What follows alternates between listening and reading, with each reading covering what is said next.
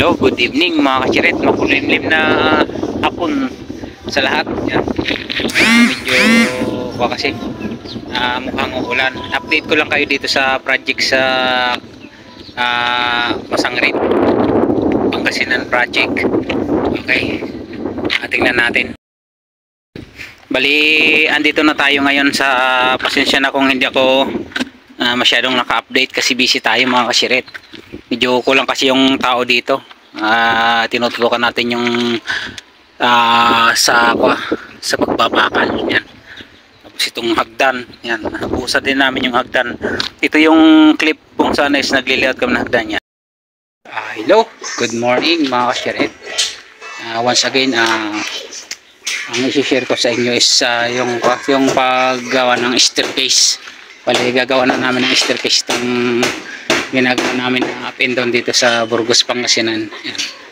Pakita ko sa inyo yung ginawa kong rough draft ng staircase. Let's go. Bali, ito mga kashirit yung napag natin dito. Yan, bali ito yung gagawin nating hagdan. Bali 21 step to. Dito yung akayatan niya. Bali nag-diagonal tayo dito para medyo mataas yung ilalim na hagdan kasi may provision siyang gagawing CR sa ilalim. Yan, ito yung arrangement niya. Dito akyat, ganyan, iikot dito tapos pa ganyan. Dito na yung pinaka top niya. Bali kasi yung floor to floor natin ito is 410. Kaya medyo maraming step siya. Tapos yung step niya is 0.30 meters. Tapos yung height nung yung step 19 ito. Yan. Hindi malabo ang focus.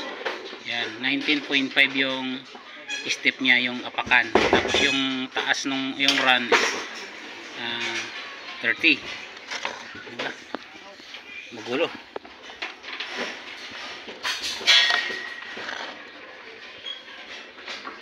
Yan, yung run is 30, yung apakan ng paa. Bali pakita ko sa inyo yung bali nakapag foundation na kami dito. Ang ginamit natin dito is 16 mm. Yan. Bali ang distansya niyan, dito natin tingnan, 15 cm yan, 15. Yan. Ito yung magiging bottom bar, ito naman yung magiging top bar. Bali nilalagyan namin ng surilas pakyat doon. Ito yung paglalagyan natin ng hagdan. Kasama natin dito si Papa P. Yeah. Let's go. Yung kasama natin, nag-aasintada na sila. Nakapag-slab na pala kami, hindi ako nakapag-update. Very busy yan. Nabuhusan na rin yan. Tinanggalan namin ng mga diagonal kasi last ko pa siya, Friday binuhusan. Last Friday pa yan. Bali nag-aanilyo na naman kami dun sa taas.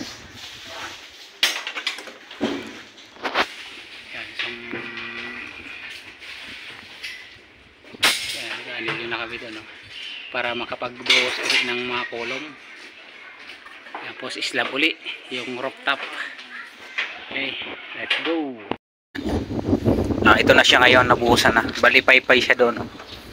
Kasi pagdating dito sa taas is sinikap kong maging uro. No comment yung may-ari. Makikita nyo may abang dito ngayon. Papunta yan doon, may abang. Yan, kasi ito yung magiging hagdan papunta doon sa rooftop. Magiging view deck para kitang-kita yung overlooking yung yan, dagat. Napakaganda dito mga kasirit na lugar na to. Yan, bali ang ginagawa namin ngayon is nag-i-scaffolding na kami ng para sa roof deck kasi ang gagawin natin ditong bubong is sa simento kasi hindi pwede dito yung mga yero kasi kakalawangin, malapit siya sa dagat. Yan. Yung sikreto dito pag lalagay ng scaffolding dapat isa nakatansi. Tapos yung mga sipo continuous siya para matibay.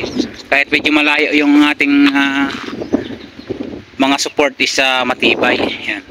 Bali naglalagay na rin kami doon ng runner Tapos yung height nito floor to floor is 350. Kaparehas dun sa first floor. Yan, ito lang yung update mga kashirit sa project natin sa Burgos, Pangasinan. Yan. Pasensya na, ngayon lang ako nakapag-update kasi busy tayo. Yan. Ito naman yung ginagamit natin na pangakyat ng halo. Tawag din is portalif. Yan. Yung isusunod natin na gagawa ng hagdan. Yan. Ito is hanggang dito lang sa second floor. Yung kasing iyon ako dun para di mahirapan yung mga workers sa pagpanik. Panik panaog. Yan. Pinuhusan namin to kahapon. Bali 14 bags yung kinonsume niya. Hanggang dun sa na siya sa baba. Yan. Hanggang dyan na lang mga kashirit yung update natin. Maraming salamat sa suporta at mag-ingat kayo lagi. Makoy Speak TV nagsasabing never say goodbye because tomorrow is another vlog. Bye-bye you.